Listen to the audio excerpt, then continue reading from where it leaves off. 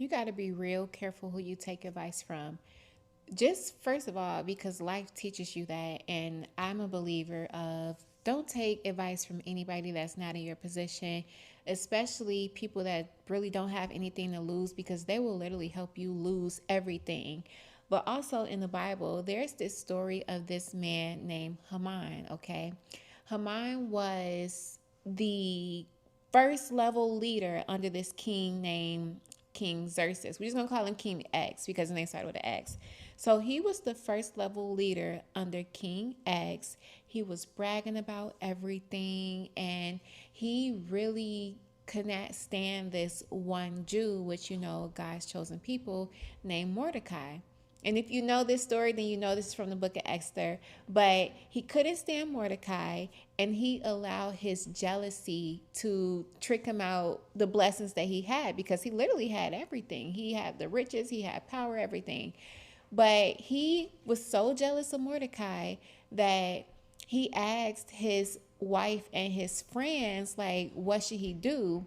And they literally told him to go build a 75-foot pole to take out Mordecai and hang Mordecai on the pole.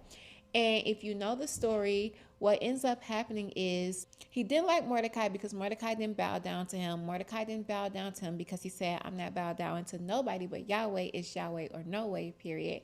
But because he didn't like Mordecai, he wrote a letter to take out all the Jews, and then he didn't know that his boss, the king, King's ex-wife, was a Jew. Now, King X didn't know that either, but anyway, God flipped the whole story to the point where King X ordered his servants to take out Haman, and not only take him out, but hang him on that same very pole that he set for Mordecai. Y'all know the Bible say the traps that your enemy set for you, they're going to walk into those traps themselves. They're setting the traps for themselves. But the other revelation is don't take advice from any and everybody. His wife and his friends gave him terrible advice because the trap that they told him to set for Mordecai ended up being the trap that he set for himself. So, yeah. Always pray over advice. Really just try to get your advice from God. But if you have to take advice from somebody else, I strongly suggest being very, very strong in your discernment when you do, and being very cautious on what you act up and follow up on.